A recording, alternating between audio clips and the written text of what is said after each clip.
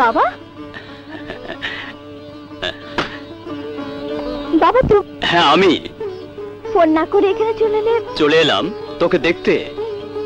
খুব ভালো করেছে বাবা। মেম সাহেব, আমার আসতে একটু দেরি হয়ে গেছে। বাবা, ওর নাম রাজা, রাজা বাংলাদেশী। রাজা, উনি আমার বাবা। সালাম স্যার। ওয়ালাইকুম আসসালাম। জানো বাবা, ও একটা জ্বলন্ত প্রতিভা, খুব সুন্দর করে গান গায়। তাই ওকে আমি। রাজা, তুমি এখন যাও, আজ আমি আমার বাবার সাথে একটু মন খুলে কথা বলবো। তুমি যাও। আচ্ছা আচ্ছা, সালাম স্যার।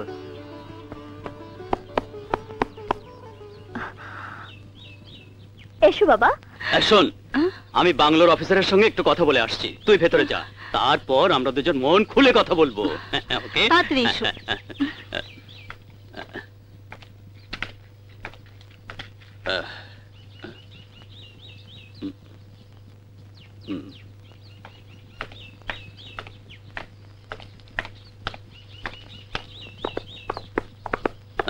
এই শোনো,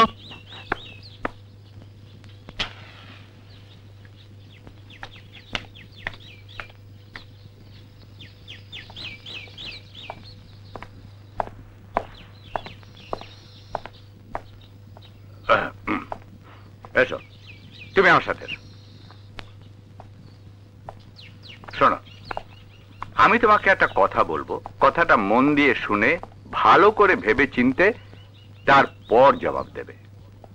বলুন স্যার। আচ্ছা, তুমি তো গরিব, ওই ঘোড়াটাই তোমার বেঁচে থাকার একমাত্র অবলম্বন। জি স্যার। তা দিনে তুমি কত টাকা আয় করো? এই ধরুন 80-90 টাকা। 80-90 টাকা।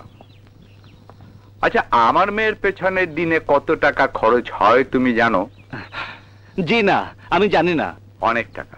আমার মেয়ে ঘন্টায় 1000 টাকার চাইতেও বেশি খরচ করে। ও প্রতি মাসে একটা করে গাড়ি বদলায়, প্রতি সপ্তাহে ওর জন্য বিলেত, আমেরিকা, ফ্রান্স থেকে জামা, জুতো, স্যান্ডেল আসে। এসব আমাকে বলছেন কেন স্যার? বলছি এই জন্যে যে আমার মেয়ের জন্য বিলেত থেকে এক জোড়া স্যান্ডেল কিনে আনবার সামর্থ্য তোমার নেই। কথাটা কি মিথ্যে? না। আমার বাড়ির একজন চাকরের মাইনে 5000 টাকা, যা তোমার সারা মাসের আয়ের চাইতেও বেশি। কথাটা কি মিথ্যে? না, মিথ্যে নয়। কিন্তু আপনার মেয়ে আমাকে ভালোবাসে, এই কথাটা মিথ্যে কিনা জিজ্ঞেস করলেন না? জানি, আমি স্বীকার করছি আমার মেয়ে তোমাকে ভালোবাসে, কথাটা মিথ্যে নয়। কিন্তু আসল সত্যটা সে জানে না। সে হলো, আমার মেয়েকে তোমার ভালোবাসার জালে ফেলে আমার সমস্ত ধন সম্পদ হাসিল করতে চাও। না না, ধন সম্পদের উপর আমার কোনো লোভ নেই স্যার।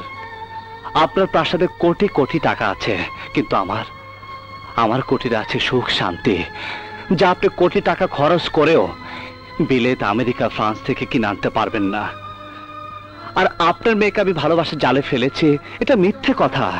কারণ আপনার মেয়ে আমার ভালোবাসা পাবার জন্য এখানে ছুটে এসেছে। আমি আপনার ধন সম্পত্তির লোভে আপনার প্রাসাদে যাইনি।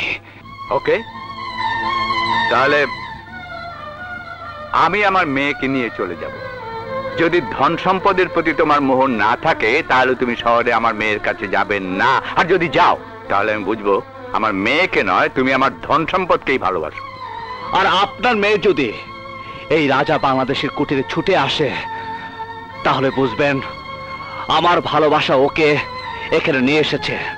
আর তখন আপনি ওকে এখান থেকে ফিরে নেবার চেষ্টা করবেন না।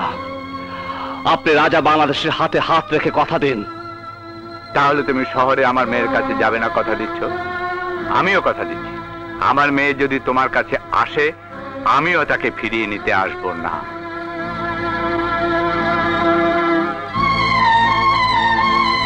সালাম স্যার।